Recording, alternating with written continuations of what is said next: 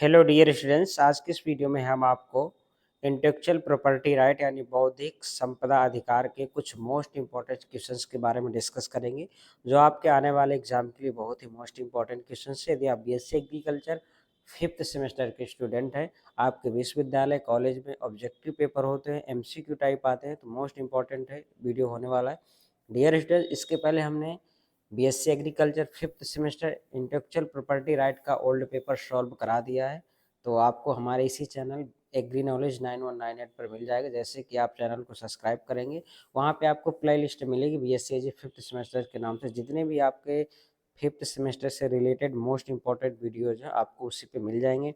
यदि आपके किसी भी सेमेस्टर में री एग्जाम री है, आपकी बैक आई हुई है, तो हमने ऑलरेडी बीएससी एजी थर्ड सेमेस्टर फर्स्ट सेमेस्टर के 2 साल के पेपर अपलोड करा दिया है। आप चाहें तो वहाँ देख सकते हैं, आपके 100% री क्लियर हो जाएगी अगर आप वो वीडियो दोनों साल के अच्छे से देख के जाते हैं, old paper plus important video. चलिए देखते हैं आज का ये फर्स्ट क्वेश्चन क्या है। यदि कोई कंपनी एक नया उत्पाद विकसित करती है, प्रौद्योगिकी जो इसके मुख्य को यानी उत्पादन की सुरक्षा के लिए किस प्रकार का आईपी उपयोग किया जा सकता है, तो ये पूछ रहा है इसमें। तो इसका जो आंसर होगा आपका PA20 ऑप्शन ए यहाँ पे राइट आंसर हो जाएगा इस क्वेश्चन का। अगला है आपका, निम्नलिखित में से कौन सा सही नहीं है एक आईपी कानून भारत में।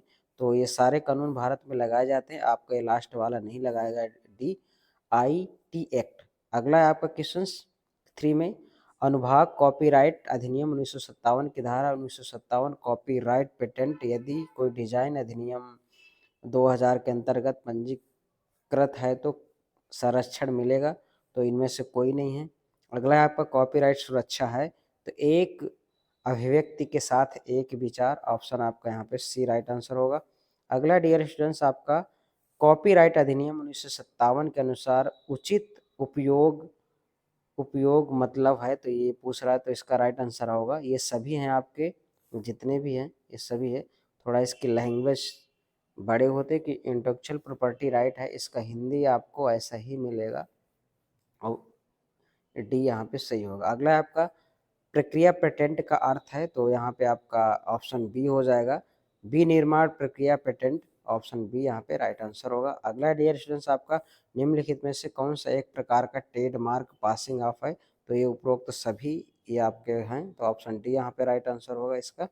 अगला स्टूडेंट्स आपका कानूनी दृष्टि से क्षति का अर्थ है, तो मासिक समग्र कार्रवाई, ऑप्शन आपका सी राइट आंसर होगा।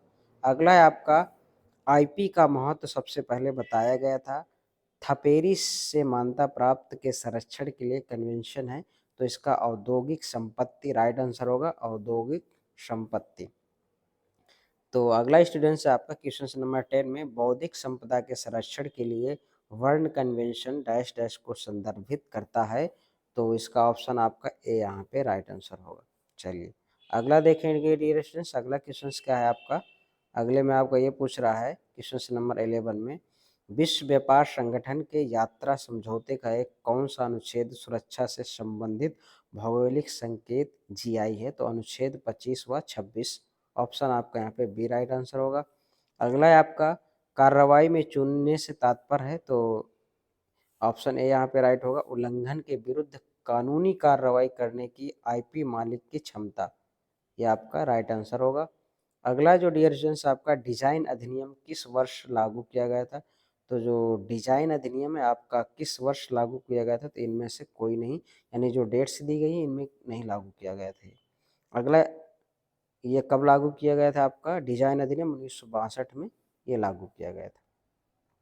तो चलिए, रक्षात्मक संरक्षण पारंपरिक ज्ञान प्राप्त किया जाता है भारत में, तो कहाँ पे किया जाता है आपका TKDLC SIR पर किया जाता है, ऑप्शन आपका यहाँ पे सी राइट आंसर होगा। चलिए अगला डियर स्टूडेंट्स, निम्नलिखित में से कौन सा सही नहीं है पेटेंट के लिए आवश्यक तत्व, यानी पेटेंट के लिए आवश्यक तत्व नहीं है, तो ये आपका ऑप्शन सी यहाँ पे ये राइट आंसर है। अगला आपका स्त्रीकरण किसका एक आवश्यक तत्व है, तो ये आपका किसका है, कॉपीराइट का है। अगला देखेंगे स्टूडेंट्स, अगला है आपका महाराजा का प्रतीक चिन्ह है एयर इंडिया का प्रतिनिधित्व जो करता है, तो इसका राइट आंसर यहाँ पे क्या होगा, TRA ऑप्शन यहाँ पे सी राइट आंसर होगा इसका। अगला डियर स्टूडेंट्स, भारत में साहित्यिक कारकों के तहत संरक्षित किया जाता है। एंड जो साहित्यिक कार्य है, यदि आप कोई बुक्स वगैरह लिखते हैं तो कब के लिए आपका रहेगा, उस पर आपका अधिकार रहेगा। तो जीवन और मृत्यु प्लस 70 वर्ष तक उसी व्यक्ति का अधिकार रहता है। जो कोई बुक पब्लिश करता है तो उसका उसमें अधिकार रहता है। तो अगला डियर स्टूडेंट्स, आपका अगला क्वेश्चन है आपका, निम्नलिखित में से कौन सा सही आईपी के अनुसार आईपी भारत में कानून है। तो ये सारे कानून हैं आपका, उपरोक्त सभी है। अगला स्टूडेंट्स आपका, कन्वे वेस्ट जो चाहते हैं कि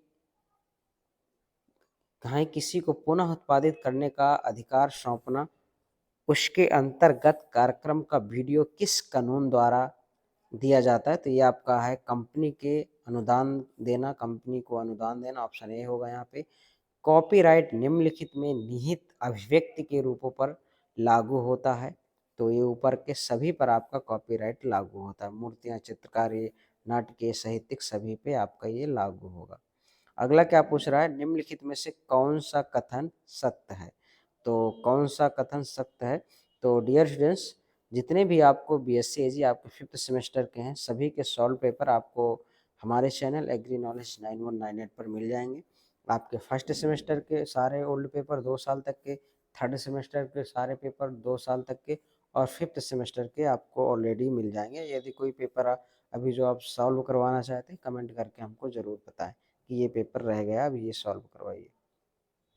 चलिए, इसका पूछ रहा था कौन सा इसमें से सत्य है, तो सभी ऑप्शन में से आपका यही सत्य है।